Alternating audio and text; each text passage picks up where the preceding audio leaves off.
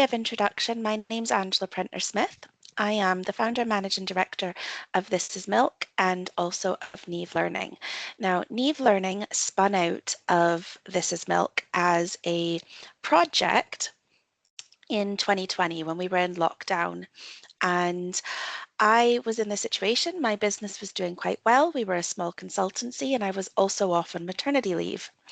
And this challenge came out from Scottish Government through the CivTech programme to reinvent immersive workplace learning, because what had happened is they'd gone from face-to-face learning to everybody moved onto Zoom or Teams for 7 hours, and it wasn't particularly good. And of course, we've stayed in a hybrid world. So the Neve platform that you're on today, or you can join from this as well, was built with that challenge. However, as we were going through our research for the program, what we kept landing on was people telling us things like, you know what, training and education never worked for me anyway. Some would be quite literal with it and say, I'm dyslexic, this never worked. Others would say, I can't pay attention in a classroom. I can't follow things in Zoom for 45 minutes. Others would say, I've always just forged my own path. And actually the commonality was that everybody learned differently. And at the same time, I was also pursuing an ADHD diagnosis for my son, which I still don't have, but that's another story, maybe another webinar. And so I was really landing in this world almost accidentally of neurodiversity. So with this premise that everybody learned differently, I met a wonderful lady called Lynn Pilkington, who was herself exploring neurodiversity, inclusive workplaces, and how she fit in the world and how she could let others fit in the world more generally. And this is where we actually landed on what we're talking about is a neuro-inclusive platform. So we built the platform with best practice in terms of modularizing information, keeping things as accessible as possible, and creating inclusive events, you know, providing agendas in advance, clear objectives, not giving everything in one media, not sending PowerPoint slides afterwards. And through this kind of process of learning about neuro-inclusive learning, neurodiverse workplaces, my own son, I then went, oh, wait a minute, this is my movement. They're talking about me. I was a late diagnosed dyspraxic. I was in my late 20s and I was actually doing a master's degree at the Glasgow School of Art. And I was also working full time at Student Loans Company. And a colleague of mine started talking to me about her own dyspraxia and her brother's dyslexia. And I had never heard of dyspraxia before. So I Googled it and I read the Wikipedia article and it was like this moment of going, oh, wait a minute, that's me. I literally read it and it was like tick, tick, tick, tick. This all makes sense.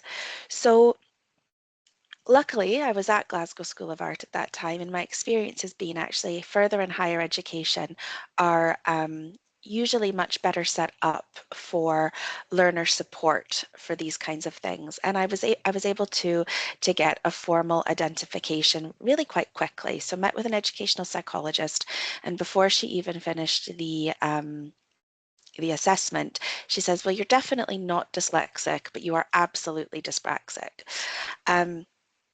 And no, it didn't change anything about me. And this is the thing with neurodivergent identification. It doesn't change who you are, nor should it. However, it gave me awareness and forgiveness. It gave me forgiveness for all of the things that I had found really difficult and didn't quite entirely understand why. The fact that I needed a cleaner to help me clean my house. The fact that I found sports really difficult. I used to cry in PE. Even just the way that I found multiplication tables because it was sequences really, really difficult. But at that time, I didn't entirely understand that with neurodivergence also came strengths. And I also didn't understand yet, nor did I think anybody did back then when I was in my late 20s, I don't think anybody understood at that point as well just how common it was for you to have a constellation of neurodivergence. And I do actually believe that as we go forward in our knowledge, we are going to be less hung up on individual identifications, you know, of autism, ADHD, dyspraxia, dyslexia, and it's more around how do we support that person. That being said, through the work that I've done, and very, very quickly, and I guess it became a special interest for me, I became one of the most prominent speakers and authors in Scotland talking about neurodivergence, not from an academic perspective, but from a lived experience and from somebody who felt I had a platform and could use it. And since that, and since kind of finding this as my own special interests, I have acquired the labels for myself of ADHD and dyspraxic. Um, Now I know for everyone, they don't feel comfortable claiming a label, but I do, and I'm going to explain a little bit why I do. It's because it is so hard to get an identification. You could be on waiting lists for years, and in the meantime, actually what is that process doing for you? I view my dyspraxia identification as a privilege. You know, I had to get to the point of doing a master's degree and be working on a tech project and actually talking to somebody that knew about it before I was even aware of it. So I view that as a privilege. Um, Again, that's not everybody's experience, and some people have found identification to be quite a negative thing. But for me, it helps. And the more that we kind of learn about people's brains through neuroscience and through community and through discovery, I think we're learning an awful lot more about how our own brains work. So I am quite comfortable to state that I am formally identified dyspraxic with an acquired label of ADHD by myself. So I'll take this back a little step. So that's sort of my personal premise. Um, I do come from a neurodivergent family, of course, some identified, some not. And with that, I actually have come to the point that I'm not sure that I know anybody that is neurotypical, nor do I like that language. I find it othering, but that's a personal view as well. So what do we mean by neurodiversity in the first place? So neurodiversity was a term coined by a woman called Judy Singer, and she was a sociologist. And she described neurodiversity as a state of nature to be respected, an analytical tool for examining social issues, and an argument for the conservation and facilitation of human diversity. It includes a wide range of cognitive differences, and in fact, we don't have one definition for neurodiversity. So I think having some debate around the language is healthy, and I think it's okay. Some people use the term neurodiversity to take in things like schizophrenia or some acquired mental health conditions. Tourette's is sometimes in, sometimes out, but generally we are talking about an umbrella term that takes in everybody. So it's not about just the people who are on the edges of the bell curve and maybe, you know, dyslexic, ADHD, autistic. It is about taking in everyone. The term is an inclusive one and it's around a movement. And it really came out of not pathologizing, particularly people with an identification of autism or Asperger's. It was about saying that they are part of the human tapestry, a little bit like biodiversity, where you have many different animals and species as all being part of a beautiful constellation. Neurodiversity was with that same premise. And I think that's why I'm uncomfortable with the term neurotypical and neurodivergent, is because it is kind of othering. I do use the term neurodivergent condition because I haven't found a better word for it. That's not to say I'm totally comfortable with it either. Um, and you know, the wonderful man who set up the ADHD Foundation, he was really uncomfortable with the term neurodivergent because he said, you know, I'm a gay man, and as a gay man, you wouldn't call me sexually divergent, so I don't want to be neurodivergent. So yeah, there's debate and there's conversation around these terms. And but by all means, if you guys have particular views on this and on the labels and stuff like that, please do add them to the chat. I think discussion is useful. And through having discussions like this, we can break stigmas and we make people more comfortable because they understand a little bit better. We do sometimes use the term neurominority, which is, you know, you're not part of the largest group. That being said, there is some research that would indicate that the number of people with neurodivergent conditions is close to 50%. So there's an author called Dr. Hallowell. He has been writing on ADHD, well, I think it's about 40 years now. He wrote a book called ADHD 2.0, which was like the latest thinking in terms of ADHD. And his research showed that actually people are becoming more neurodivergent. It's not just that we are identifying people better. It's not just that we know more, which of course we do. People are actually becoming more neurodivergent. So we aren't talking in the workplace about really a minority. And anyone who says to me that they do not have someone neurodivergent in their team or in their workplace, you're kidding yourself. You do. Your workplace is already neurodiverse. Um, Neurodiversity is everybody. We all think differently. Our brains all work differently. But you will. You will absolutely have people there who have potentially unidentified neurodivergent conditions, undisclosed, or they are disclosed and you just don't know about it. So we are talking about at least probably between 40 and 50% of the population in some way. There are, other estimates that like 10% are dyslexic. In the UK, dyslexia is considered the #1 disability. And then we get into another debate as to whether neurodivergent conditions are a disability. And in some respects, under the Equality Act, they can be defined as a disability if they are impacting you over a long period of time, on a really daily basis. So I don't consider myself disabled. However, I do believe sometimes I am disabled by society, or I am disabled by conditions or by barriers. And that is really what we're talking about today when we talk about workplaces and making them more inclusive. Oh, yes, Sydney, thank you for that. Attention to the fact the world was a bit, yes, I like that too. I also like neurodivergent because it feels a little bit counterculture. It feels a bit punk. I kind of like that. I don't mind being neurodivergent. However, I really don't like the term neurotypical. So I don't know. Yeah, not sure anybody agrees with me with that, but that's how I feel about it. Neurodivergent as well, to me, also, it it feels more inclusive than just saying I'm autistic, I have ADHD, because we know these conditions overlap so much, right? And if you're in the Neve Learning app and you are onto the activities, there is under activity 1, we've got the description from Judy Singer around the definition of this. There is a bit of controversy around her. She was last year, I think it was last year, she was talking a little bit about gender in ways that not everybody was comfortable with. So she's fallen out of favor a little bit with some of the community, but that is still where it came from, and I will credit her with that, absolutely. Under activity 2 in module 1 as well, we've got a beautiful umbrella that shows all of the different conditions of it. Everybody comes under the neurodiverse umbrella. Neurodivergent, however, is not. Neuroaverage.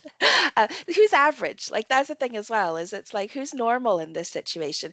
Is there this one person that we're like, this is the typical brain? Like, of course not. However, we are talking about things like spiky profiles.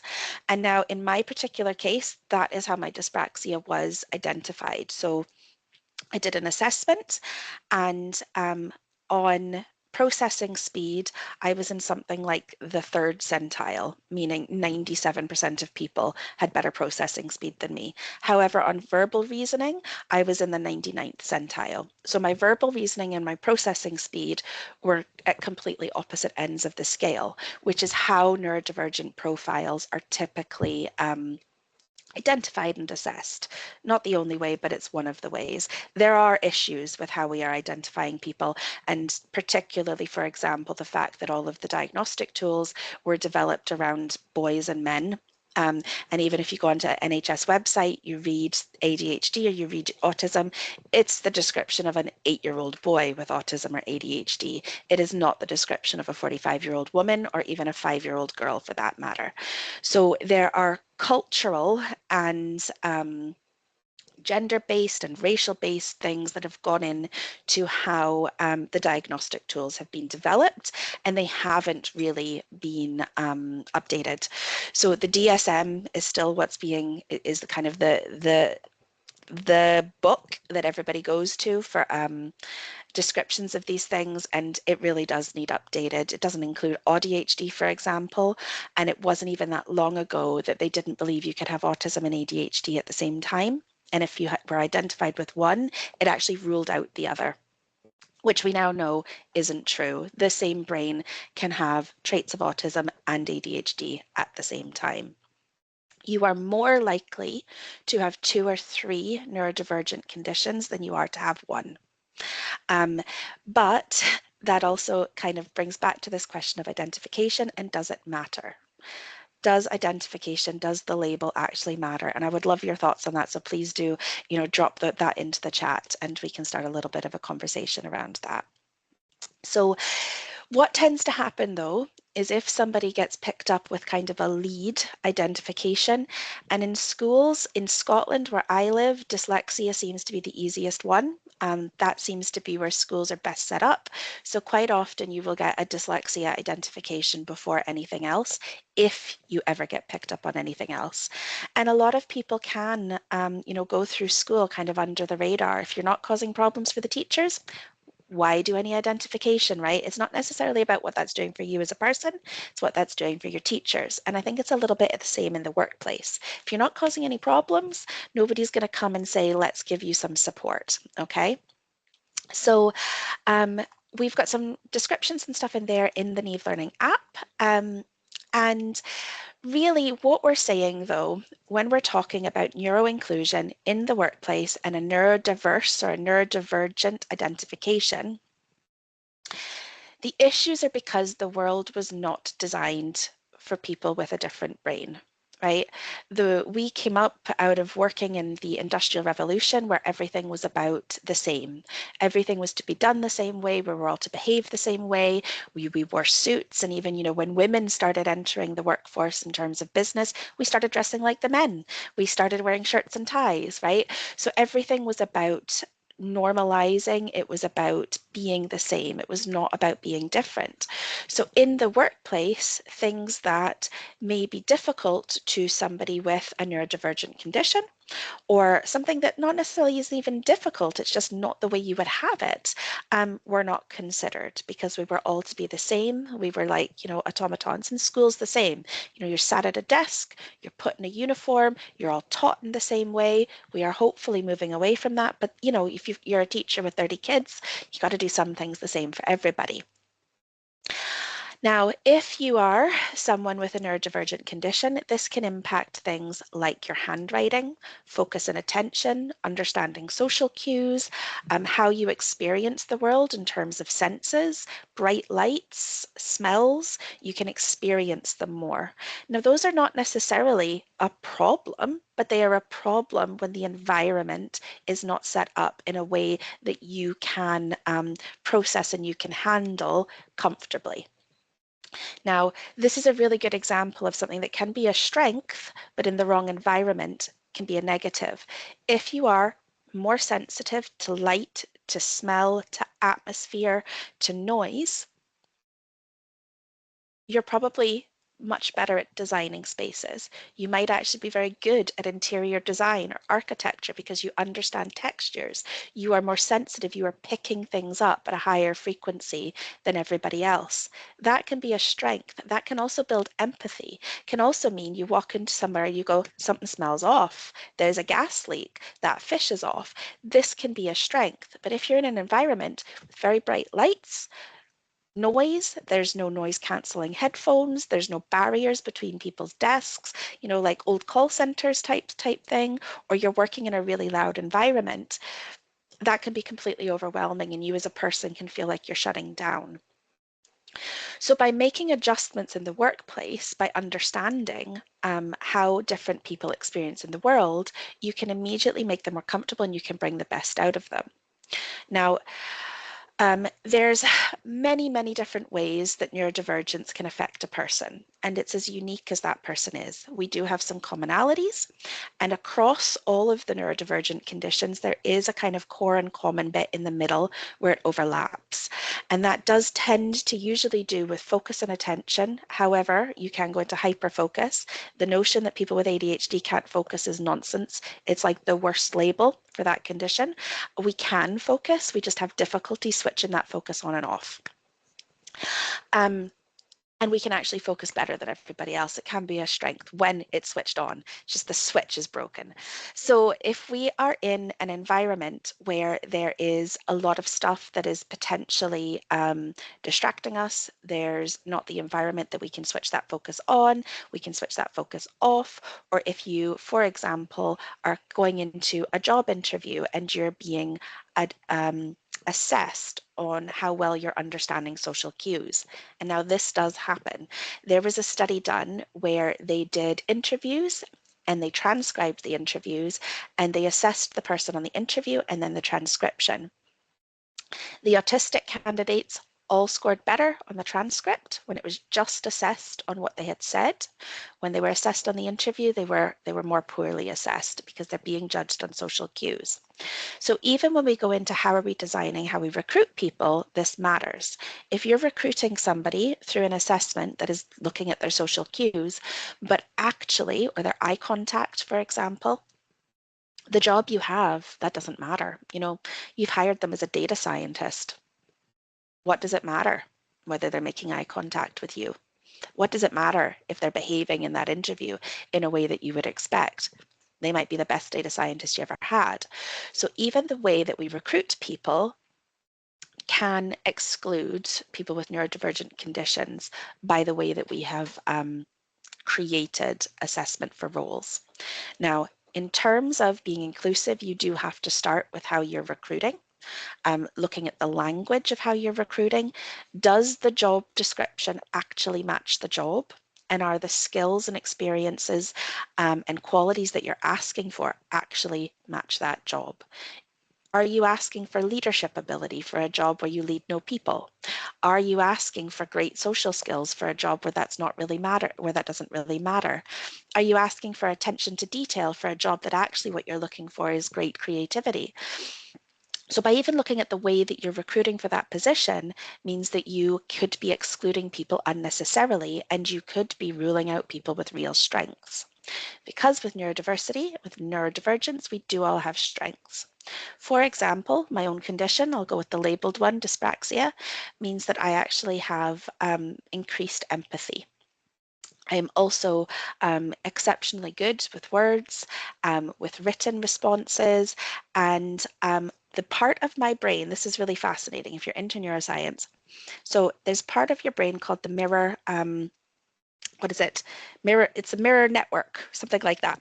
It's the part of your brain responsible for empathy, but it's also the part of your brain that's responsible for copying sequences. So I can't line dance, but that part of my brain is really, really good at empathy.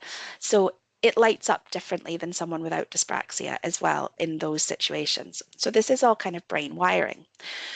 So if the way that we're recruiting, the way that we're creating environments is excluding people by design, even if they get through the cracks, they get through the recruitment process that's excluding them by design, and then they're coming into a workplace where everybody's talking loudly, the lights are very bright, they're having to go onto Teams calls and meetings all day long and they're not getting time to take a break or get a brain break from that. You are not going to get the best out of these people. But that doesn't mean that they don't have something valuable to give the workplace. These are, you know, your neurodivergent workforce could be the most creative. They could be the best at focusing. They can be the most direct and very honest. And that is a real thing. We are like justice warriors. We call out what's wrong and we sit very uncomfortably with things that are not just. They can be great in the workplace. They can be the canary. They can be the people, but they could also be seen as very difficult. So are you creating psychologically safe environments for people to speak up? So in terms of neuroinclusion, what I would say is looking at your workplace from the point of view of two things first. One is how you're recruiting. Are you excluding people before they even get in the door by how you're recruiting? And the second one is, have you created a psychologically safe environment? Would your staff feel comfortable coming to you and saying things like, I struggle with online workshops.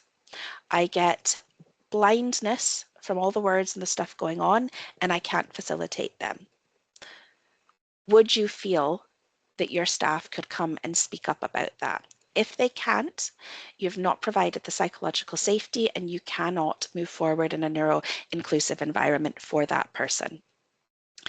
Every single person has a different brain makeup, they have a different setup, and they have different needs and requirements. And it's through those conversations and through that safety that they can speak up and tell you what it is that they need. Now, you do not have to make every adjustment for every person. There is the concept within UK employment law around reasonable adjustments. You need to make reasonable adjustments for people when you're aware, and you do not need a diagnosis of a condition for reasonable adjustments to be made. You can also access to work, which is a government scheme to help with bringing in reasonable adjustments. And for small employers, they will pay for it as well. You do not need a diagnosis, but you do need to understand it, and you do need to assess what adjustments need to be made. Now, there are the stuff that we can just do that makes things better for everyone, right? That could be just reduce noise in the workplace. That could be offer flexible start times. If that works for your workplace, just offer it to everybody. It's a little bit like parenting leave and stuff like that. Offer it to everybody, it makes it better for everyone, but you're immediately making it more inclusive.